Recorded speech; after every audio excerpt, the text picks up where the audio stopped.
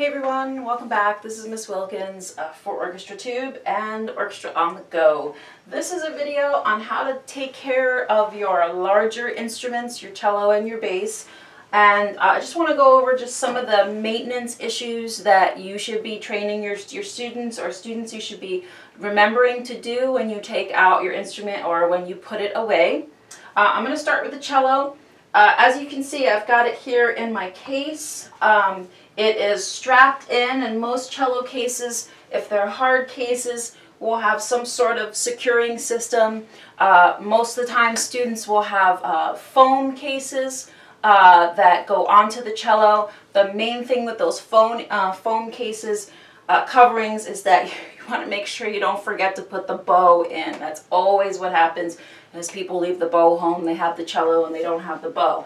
I've done that with my hard case, so it does happen even with hard cases. So the first thing is we've got our bow put in there. One of the items you should have in your case is some sort of rag that you can clean off both your cello and your bow. When you're finished playing, what you want to show the students to do is to just stick that material inside the bow, in between the hair and the stick, and just swab, get all that rosin off, and then loosen their bow.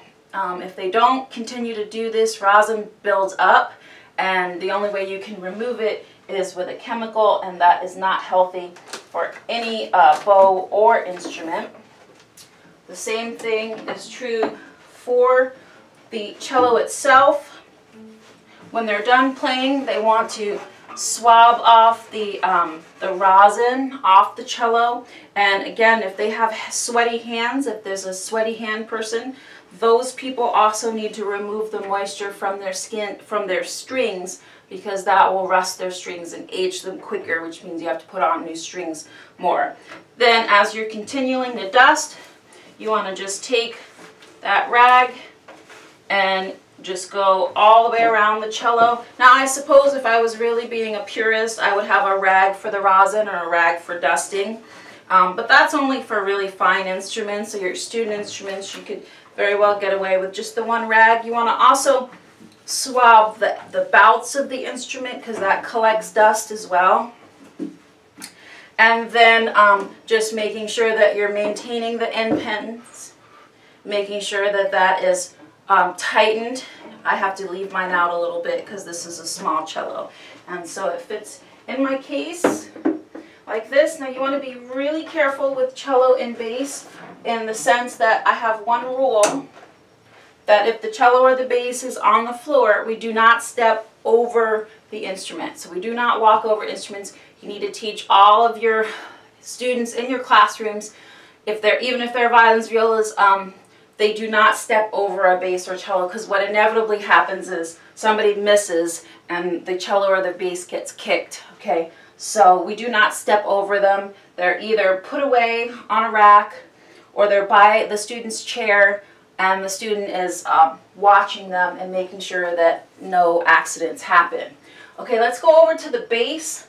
The bass has a little bit more challenging, well, not necessarily challenging, but it's just a little more maintenance that needs to be made aware of.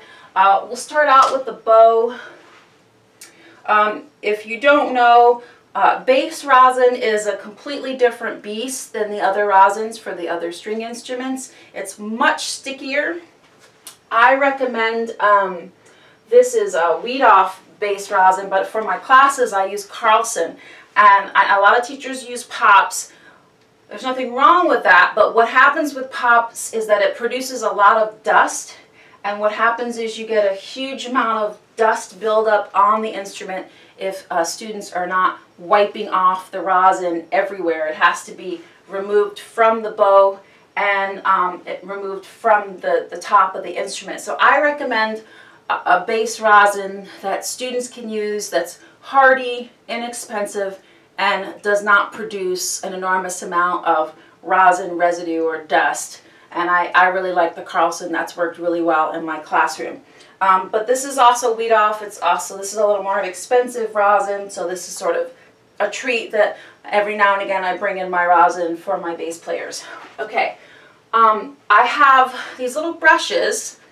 I tie them down. There's a little hole. This is a tool you can get at Lowe's. I forget what it's called. I think it's some sort of paint brush, brush something you do with something to do with paint. But you can get it at Lowe's. Has a little hole in it, and I stick a wiring through it, and I nail it to a table.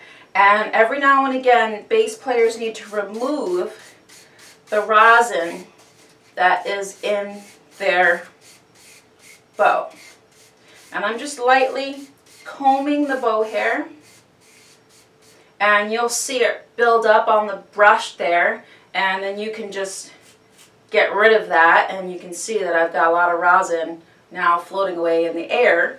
But what we're trying to do is prevent that rosin from continually building up so that I can put a new application of rosin on here and I'm ready to go for playing. So students know that they need to brush their bow hair as well as remove the rosin from their bass bows.